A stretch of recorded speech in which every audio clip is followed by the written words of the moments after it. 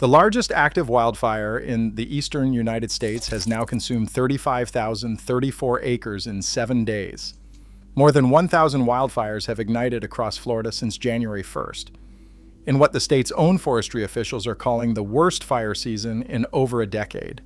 100% of Florida is now in drought, the first time that has happened since the U.S. Drought Monitor began keeping records 26 years ago. Governor DeSantis has declared a state of emergency across all 67 counties. The same winter freeze that created this fire's fuel bed destroyed $3.17 billion in agriculture, the worst freeze damage Florida producers have experienced in decades. Interstate 75, the only highway crossing the southern Everglades, has been shut down entirely, with 80 miles sealed off between Naples and Fort Lauderdale because smoke from the fire dropped visibility to near zero on a road with no exits, no shoulders, and no way to turn around. The National Weather Service is warning that conditions could produce super fog, a phenomenon that has killed before on Florida highways when visibility was reduced to 10 feet. But here is the detail that tells the real story. Beneath that 80-mile stretch of Interstate 75 sit 36 concrete wildlife underpasses, each one engineered specifically so that the Florida Panther, one of the most endangered mammals in North America, could cross beneath the highway without being hit by traffic. Fewer than 200 of those animals survive in the wild. Almost all of them live in and around Big Cypress. 30 years of breeding programs, wildlife corridors, and underpass engineering brought the panther back from fewer than 30 individuals. And right now, 35,000 acres of that core habitat are on fire. The swamp that was supposed to protect them dried out, frozen dead, and is burning with no containment line and no rain in the forecast. The fire does not need to kill a single panther to damage the species. It just needs to burn their home. And it is. Here is how it happened. On the night of Sunday, February 22nd, 2 fires were discovered inside Big Cypress National Preserve.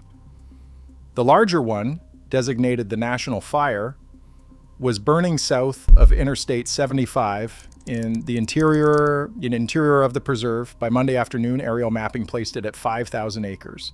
By Monday evening, it had grown to 10,000 acres. Through Monday night, it ran. Winds drove flame fronts across drought-stressed sawgrass and pine flatwoods faster than any mapping update could track. By Tuesday morning, the fire had tripled to 15,000 acres. Then satellite imagery pushed the estimate to 25,000 acres. The numbers changed so fast that the National Park Service revised its own figures twice in a single day. Riki Hoops, a spokeswoman for the National Park Service, told reporters that week, "It's an exceptionally dry year. We haven't had any precipitation in months, so it is not unusual to see fires spread through a couple years' growth like that. Given the fuels and the weather, I do anticipate seeing some fire behavior tomorrow as well." She was right. The fire did not stop. By Wednesday, smoke forced the Florida Highway Patrol to shut down all lanes of Interstate 75 between Exit 80 in Collier County and Exit 23 in Broward County. That is Alligator Alley, 80 miles of elevated highway cutting through the largest subtropical wilderness remaining in the United States. No exits, no gas stations, no towns. Drivers already on the highway when smoke rolled in could not see the vehicle ahead of them, could not pull off, could not turn around.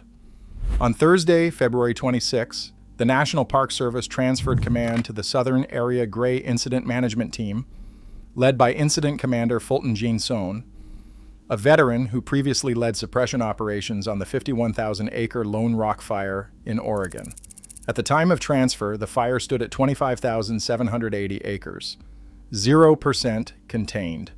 120 personnel, 14 engines, 3 helicopters, 3 air tankers. The official factors listed in the command briefing read like a checklist of compounding failure, lack of rainfall, ongoing stage 3 drought, frost kill of vegetation, La Nina conditions, and multiple cold fronts with north winds. Now look at the map. Big Cypress National Preserve covers 729,000 acres of the western Everglades. It sits about 25 miles east of Naples, 45 miles west of Miami, and 17 miles north of Everglades National Park. The fire is burning south of Interstate 75 and east of State Road 29 in the deep interior. Communities downwind, Jerome, Copeland, Okeechobee, and Everglades City are breathing the smoke the fire produces. People who cannot see a single flame have been affected. Wayne Mansueto, a resident of Jerome, told a local television crew that he could see ashes flying onto his truck and that he could smell the smoke right then. He said the wind was blowing that way and that the fire could easily jump the road and burn them out. On Saturday, Jerome was placed under voluntary evacuation. And this is where it gets worse, not in acreage, but in Wai-Chai. Big Cypress is a landscape that is supposed to burn. The National Park Service conducts prescribed burns here regularly. Lightning-sparked fires are allowed to run under monitored conditions. Fire is part of the biology. Sawgrass regrows. Pine lands depend on it, but the system is designed for a wet swamp with green vegetation that slows fire naturally, and that system no longer exists. Here is the problem that is not making headlines. 2 winter storms, Ezra and Gianna, swept across Florida between late December and early February. Freezing temperatures held for hours across nearly the entire state. The freeze killed vegetation across thousands of acres of the preserve. Sawgrass, understory shrubs, and marsh grasses were frost damaged, dead, and still standing in place. The Park Service described this as an unusually heavy and highly receptive fuel bed. Then the drought finished the job. Southern Florida's water table dropped. Ground that is normally saturated, even submerged, dried out. Peat layers that had been underwater for decades became exposed. Peat does not burn like grass. Peat burns deep, into root systems, into soil that is not supposed to be soil at all, but swamp floor. Cold killed the vegetation. Drought removed the water.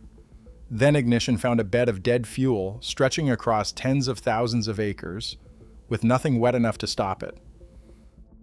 The result is a fire burning through fuel loads that do not exist in a normal year. Hotter than a prescribed burn, faster than a prescribed burn, deeper into the ground than any surface fire should reach. And the containment tools that normally work, moisture, green vegetation, natural barriers, do not currently function. Florida Agriculture Commissioner Wilton Simpson released a preliminary damage estimate from those same freeze events, showing over $3.17 billion in losses. 80% of citrus acreage was affected. 90% of the blueberry crop was destroyed. $1.15 billion in sugarcane alone. The freeze did not just create the fire. It gutted the agricultural economy at the same time, but that was only half the collision. Ana Torres Vasquez, a meteorologist with the National Weather Service in Miami, told reporters that dry conditions began on February 19th and are expected to last through May 31st. She warned that drought conditions will likely continue until hurricane season. That means the fire season Florida is experiencing right now, which the Florida Forest Service says is the worst in over a decade, has not even reached its peak. Florida's fire season peaks in April and May when lightning strikes ramp up, but rainfall has not yet arrived to suppress what they ignite. Tim Brown, communications manager for the Florida Forest Service, confirmed the numbers. More than 1,000 fires and 41,500 acres have burned statewide since January 1st. He said it is the worst it has been in over a decade. Emergency burn bans are active in 34 of the state's 67 counties. Water shortage restrictions are in place across all 5 of Florida's water management districts. And the most dangerous months have not arrived. Then came the part that rewrites the textbooks. On February 26, new data from the U.S. Drought Monitor confirmed that 100% of Florida was in drought. Not 95%, not 98%. Every square mile of the state.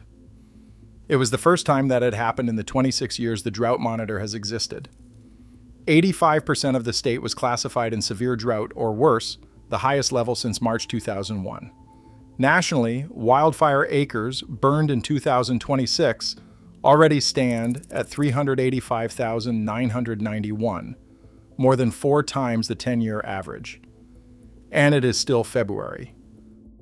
What happens next is what forecasters have been dreading. Torres Vasquez warned that when wildfire smoke mixes with overnight moisture in Florida's humid atmosphere, it can create what the National Weather Service calls superfog. Visibility drops to 10 feet. You cannot see the road. You cannot see another car. In 2008, superfog from a prescribed burn in Polk County caused a pileup involving 70 vehicles on Interstate 4 that killed 5 people.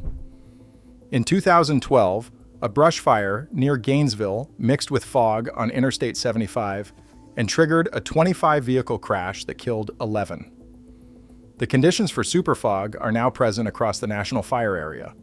The fire is still burning, the moisture is still there, the roads are still open.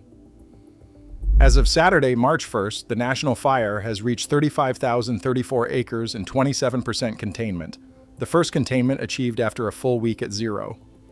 197 firefighters from multiple states are working the blaze with 15 engines, 4 helicopters, 3 air tankers, and 3 water tenders. The firefighting cost has exceeded $1.2 million. Incident Commander trainee Toby Stapleton praised the coordination across agencies, but warned that smoke and fog are expected to continue impacting roads overnight and into Sunday morning. State Road 29 was closed all day Saturday for firing operations. Jerome remains under voluntary evacuation. How do you contain a fire in a swamp when the swamp is dry? How do you tell communities downwind, people who can smell the smoke in their kitchens and feel it in their eyes, that the official numbers change every time a plane flies over? And if a landscape that is supposed to be submerged can freeze, dry out, and burn 35,000 acres in 1 week, what happens in April when lightning season begins and the drought is still here? The smoke is still drifting across Alligator Alley. The 36 wildlife underpasses sit beneath the road in the dark. Concrete passages engineered to keep an endangered species alive, built under a highway that the burning preserve is slowly trying to erase, and fire season has not even started.